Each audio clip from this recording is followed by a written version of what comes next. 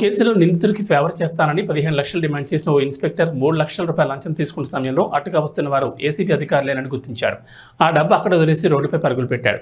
ACB అధికారులు చేసి పట్టుకుని కలెక్టర్ల వెనక్కి పంపించారు. హైదరాబాద్లో జరిగిన ఈ ఘటన దొంగ పోలీసు ఆటను తలపించింది.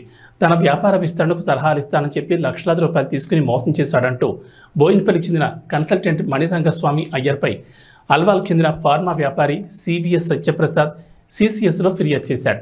ఈ కేసును EOW team 7 inspector Chamakura Sudhakar దర్యాప్తు చేస్తున్నారు. సీఐని కలిసిన నిందితుడు మణిరంగస్వామి కేసును మాఫీ చేయాలంటూ బేరసారాలు మొదలుపెట్టాడు.